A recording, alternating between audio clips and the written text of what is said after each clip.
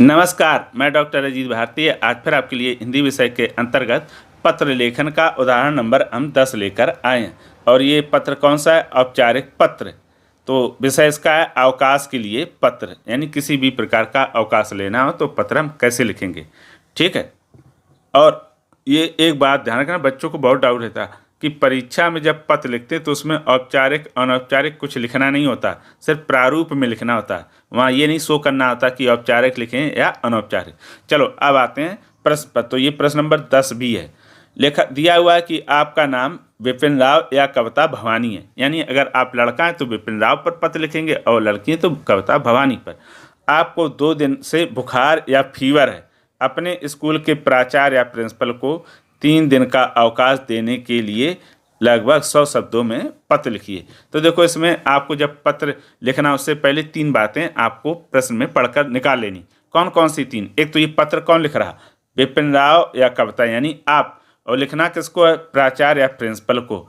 और विषय क्या है? बुखार के कारण 3 दिन का अवकाश चाहिए। तो ये देखो 3 बातें होगी, एक ये। अगर ये 3 बातें बस निकालनी है, इसके अलावा इसमें कुछ नहीं सोचना है, कितना भी बड़ा प्रश्न आ जाए। अब हम इसका उत्तर कैसे लिखते हैं ये देख लेते हैं। तो हम सबसे पहले हेडिंग डालेंगे उत्तर लिखेंगे कि अवकाश हेतु पत्र, प्राचार्य को पत्र। ठीक, या तो ऐसा लिख दो, अगर तुम्हें लगे ये भी समझ में नहीं आ रहा तो फिर उसकी जगह पर क्या लिख दो, सिर्फ इतना लिख दो, पत्र लेखन। इस तरह से ये हो जाएगा। ठीक है। अब हम शुरू करेंगे। तो सबसे पहले उत्तर के बाद लिखेंगे सेवा में, सेवा के बाद हम में के बाद लगा देंगे कॉमा, उसके ठीक सामने हम लिखेंगे दिनांक 11/2 और 2000 के बाद 2x इसलिए लगा दिए क्योंकि जब भी हम परीक्षा में उत्तर लिखेंगे या नोटबुक में तो हमेशा छिपा लेते हैं। ठीक है। अब उसके पश्चात प्राचार्य महोदय के बाद दिनांक हो गया, तो नहीं, सेवा में के बाद दिनांक, अगर चाहो तो दिनांक इसके नीचे भी लिख सकते हो यहाँ पर, और या फिर सामने, दोनों में से जो आपको अच्छा लगे दोनों कर सकते हो। फिर उसके पश्चात लिखेंगे प्राचार्य महोदय, कॉमा लगा देंगे, लिखेंगे पटेल पब्लिक स्कूल, उसके बाद फिर कॉमा, देहरादून कॉमा उत्तराखंड। इस तरह से हमने पटेल पब्लिक ऐसे ही काल्पनिक लिख दिया, असली में नहीं है। ठीक है। फिर उसके पश्चात लिखते हैं विषय। तो विषय हेडिंग डाल दिया, लिख देंगे 3 दिन का अवकाश प्रदान करने हेतु पत्र।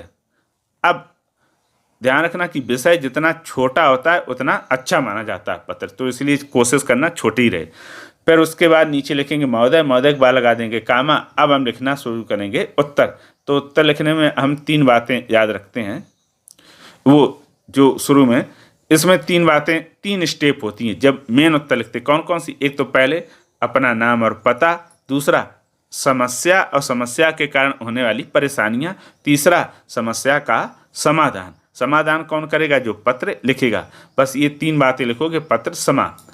तो कौन लिखना शुरू करते हैं। सबसे पहले सविनय निवेदन है कि मेरा नाम, तो ये लाइन क्या कर लो, रट लो, और कोई भी औपचारिक पत्र है वहाँ ये तो पहले ही लिख दो, मेरा नाम। अगर लड़का है तो लिख दो विपिन राव, और लड़की है तो लिख दो कविता भवानी है। ठीक, दोनों नहीं लिखने हैं, एक ही लिखना है। मैं कक्षा 10वीं बा का छात्र या छात्रा हूँ।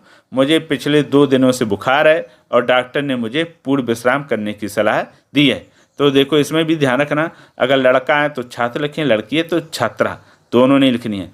अब आगे, इसी कारण मैं विद्यालय आने में असमर्थ हूँ। मेरी तबीयत में सुधार के लिए 3 दिन, तो हमने दिनांक डाल दी, दिनांक 11/2/2000 से 13/2/2000 तक का अवकाश चाहिए।